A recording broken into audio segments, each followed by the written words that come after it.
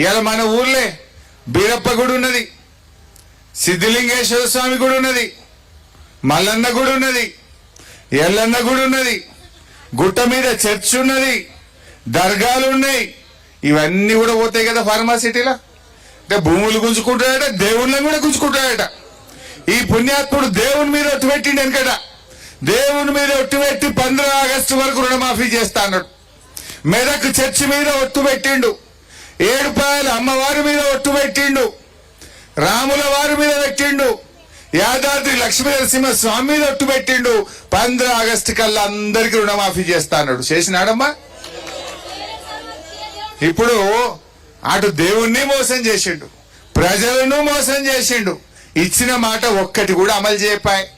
అక్క చెల్లెళ్లకు నెలకు 2500 వేస్తా అన్నాడు, అవి వడకపాయ్. ముసలోళ్లకు 4000 పింఛన్ ఇస్తా అన్నాడు, అది వడకపాయ్. రైతులకు 15,000 ఇస్తా అన్నాడు, అది వడకపాయ్. 100 రోజులు అన్నాడు, 300 రోజులు నిండిన. ఇప్పటికీ 300 నిండినా రేవంత్ రెడ్డి ఆయన కడుపు నిండే చూసుకుంటుండే తప్ప రైతుల కడుపు ఆలోచిస్తలేడు, పేదోళ్ల కడుపు గురించి ఆయన ఆలోచన చేస్తలేడు. ఈరోజు మనం ఆలోచన చేయాలి. నేను మీ అందరికి మనవి చేసేది ఒక్కటే, రేవంత్ రెడ్డి ఎట్టి పరిస్థితుల్లో మా డప్పూర్లో గాని, మా మాగిల గాని, వడ్డీలో గాని ఈ 2000 ఎకరాలు గుంజుకుంటే బీఆర్ఎస్ పార్టీ చూస్తూ ఊరుకోదు. మేము మీకు అండగా ఉంటాం. ఎవరు వస్తాడో రమ్మన్, జేసీబీ వస్తుందా, ప్రొక్లైన్ వస్తే మాణిక్రావు గారు నేను ఇద్దరు అడ్డం నిలబడతాం, మా మీదకి వెళ్ళిపోవాలి తప్ప మీ భూముల దగ్గరికి ఎవరిని రానిచ్చే ప్రశ్నే లేదు. ధైర్యంగా ఉండండి. అవసరమైతే మీకోసం గ్రీన్ ట్రిబ్యునల్ కు ఢిల్లీలో కోర్టుల కేసేస్తా, మీకోసం హైకోర్టుల కేసేస్తా మీకోసం. ఎందుకంటే ఆల్రెడీ గ్రీన్ ట్రిబ్యునల్ అక్కడ అనుమతి ఇచ్చింది ఫార్మాసిటీకి, అక్కడ అన్ని అనుమతులు వచ్చినాయి, ఎన్విరాన్మెంట్ క్లియరెన్స్ వచ్చింది. ఆడబెట్టకుండా ఈ బంగారములే పంట వండే భూములలో పెట్టడానికి ఎన్విరాన్మెంట్ క్లియరెన్స్ రాదు, గ్రీన్ ట్రిబ్యునల్ ఒప్పుకోదు. మీరు ధైర్యంగా ఉండండి, పానం ఇవ్వడానికైనా రెడీ ఉంటాం కానీ మీ భూములు పోనీయం. ఈ లంగలు ఉంటారు, కొంతమంది బయలుదేరుతారు లోపల మన దాంట్లో సాటుకు తీసుకుపోయి 2-3 సంతకాలు పెట్టించే కథలు చేస్తారు. జర జాగ్రత్త. ఒక్క మాట మీద ఉండండి, ఎవడొస్తాడో చూస్తా, ఎట్లొస్తాడో నేను చూసుకుంటా, నేను ఉంటాను మీకు అండగా నిలబడతా. మీరు మాత్రం ధైర్యం కూడా. ఏమొస్తాయి 15 లక్షలకు చెల్లె? ఏమన్నా వస్తాయా? ఇంత ఖర్చు అయిపోతుంది, ఇంత రోడ్డు మీద పడతాం. అమ్మగోళ్ళు అటు ఇటుని ఖర్చు పెడితే రేపు ఆగమవుతారు.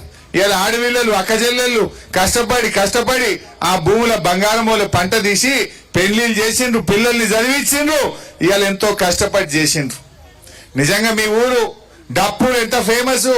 కోయిల్ జామకాయలంటే హైదరాబాద్ లో మషూర్, డప్పూర్ పుదీన్ అంటే కూడా నారాయణఖేడ్లో బీదర్లో మషూర్. అవునా కాదా? కోయిల్ జామకాయలంటే హైదరాబాద్ దాకా పోతుండే, డప్పూర్ పుదీనా బోయిన్పల్లి మార్కెట్ దాకా పోతుంది. పోదా? ఫస్ట్ డప్పూర్ పుదీనా కొట్టరు. బోయిన్పల్లి మార్కెట్ లో చాలా పుదీనాలు వస్తాయి, డప్పూర్ పుదీనాకు ఫుల్ గిరాకు ఉంటది, వాసన మంచిగా ఉంటది, మందులు తక్కువ ఉంటాయి. ఇది మషూర్ ఉంటది, మంచి పేరున్నది డప్పూర్ పుదీనా. గింత మంచి పంట వండే గీ డప్పూర్ మీదగా పిచ్చోని చేతిలో రాయి పడ్డట్టు మన మీద ఒకటి ఎత్తేసిండు. ఈయనకు మనం బుద్ధి చెప్పాలి. మీరేం భయపడకండి, మేముంటాం. ఎందుకంటే ఈరోజు అడుగుతున్నారు రేవంత్ రెడ్డి గారు, ఆడ 15,000 ఎకరాలు ఉన్నది కదా, నువ్వు మొన్న హైకోర్టుకు చెప్పినావు కదా, ఈయన్నే పెడతా ఫార్మాసిటీ అని చెప్పినావు కదా, మరి ఆడబెట్టినాక మళ్ళా మా డప్పూర్ భూములు నీకు ఎందుకు అని నేను అడుగుతా ఉన్నా. ఆడ పెడతాను, నువ్వు హైకోర్టుకు మొన్ననే కాగితం రాసి ఇచ్చినావు. నువ్వు హుషారు చేయకు. ఆడ 15,000 5,000 ఫార్మాసిటీ పెడతా, 10,000 బ్రోకర్ పని చేస్తా, రియల్ ఎస్టేట్ వ్యాపారం చేస్తా, భూములు అమ్ముకొని సంపాదిస్తా అని పని చేస్తే మేము ఊకోం. ఎట్టి పరిస్థితుల్లో ఫార్మాసిటీయే పెట్టాలి, లేకపోతే ఆడ కూడా రైతులకు భూములు వాపసి, ఇక్కడ కూడా రైతుల తెరువు రాకు, మా రైతుల భూములు రైతులకే ఉండాలి. ఈ బంగారముల పంట వండే భూములు కొన్ని జాగాలు ఉన్నాయి, రాళ్ళు రప్పలు పంటలు వండని భూములు ఉంటాయి, గుట్టలు ఉంటాయి, ఘటమోగానే పోయి పెట్టు. గీడేం పెట్టాలి? ఈడేం తప్పు చేసిండ్రు? ఇందిరమ్మ రాజ్యం అంటే భూములు గుంజుకోవడమా? ఈడేదో గరీబోళ్ళ భూములున్నాయి, పేదోళ్ళ భూములు ఉన్నాయి, అసైన్డ్ భూములు ఉన్నాయని ఇటు మోకాన మోపైనవు. అయినా ఇంకోటంట, మూసీని శుద్ధి చేస్తా, మూసీని మంచిగా చేస్తా అంటావు. మరి మా మంజీరాన్ని ఖరాబ్ చేస్తావా? ఏమైతుంది? నువ్వు మూసీని మంచిగా చేస్తా, గోదావరి నీళ్ళు తెస్తా, నువ్వు మంచిదే వద్దంటున్నామా మేము? కానీ మా మంజీరా ఏం పాపం చేసింది?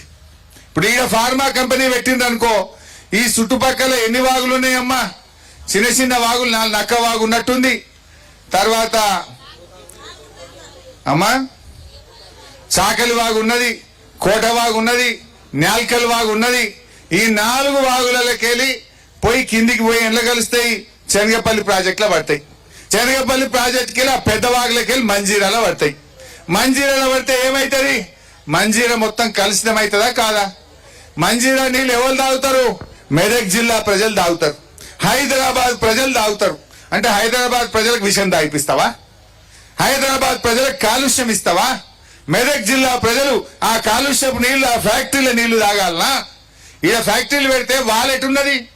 ఆ వాగులన్నీ కూడా శనగపల్లి ప్రాజెక్టుకి వెళ్ళి పెద్ద వాగులకి వెళ్ళి మంజీరాల పడితే ఈ కాలుష్యం అంతా మంజీరాల పడి మొత్తం నీళ్లు కాలుష్యం కావా?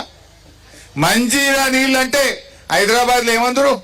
ఎవరైనా హైదరాబాద్ కొన్ని రోజులు పోయింది అనుకో, ఏడాది పోయి మళ్ళీ ఊరికి వచ్చింది అనుకో, అదే వీడికి మంజీరా నీళ్లు బాగా పడ్డాయిరా, తెల్లగా అయింది అంటారు. వీడు మంచిగా అయింది అందరు అనపోదురా, నీళ్లు బాగా పడ్డాయిరా వీడికి మంజీరా నీళ్ళు అందరు. అంటే పాలోస్ అంటే నీళ్ళు అవి, మంజీరా నీళ్ళు అంటే పాల లాంటి నీళ్ళు అవి. అందులో విషం కలుపుతాడట ఇప్పుడు రేవంత్ రెడ్డి. పాల లాంటి మంజీరా నీళ్లలో ఈడ ఫార్మాసిటీ పెట్టి ఆ విషపు చుక్కలు మంజీరాల కలుపుతావా రేవంత్ రెడ్డి అని నేను అడుగుతా ఉన్నా. ఇది అన్యాయం కాదా? ఒకవైపు ఏమో మూసీ శుద్ధి చేస్తా అంటావు, మూసీలో గోదావరి నీళ్లు కలుపుతా అంటావు, కలుపు. కానీ మరి మా మంజీరా ఏం పాపం చేసింది? ఈ మంజీరాలో ఈ ఫార్మాసిటీ పెట్టి ఈ విషపు చుక్కలు ఎందుకు వేస్తున్నావు రేవంత్ రెడ్డి గారు అని నేను అడగదలుచుకున్నా. ఇది అన్యాయం కాదమ్మా? అందువల్ల ఎట్టి పరిస్థితుల్లో అవసరమైతే మీరంతా పేదవాళ్ళు, మీకోసం బీఆర్ఎస్ పార్టీ హైకోర్టుకు పోతుంది, ఢిల్లీలో గ్రీన్ ట్రిబ్యునల్లో కేసేస్తుంది, మీ భూములు కాపాడుతుంది. మీరు ధైర్యంగా ఉండండి అని మనం చేస్తా ఉన్నా.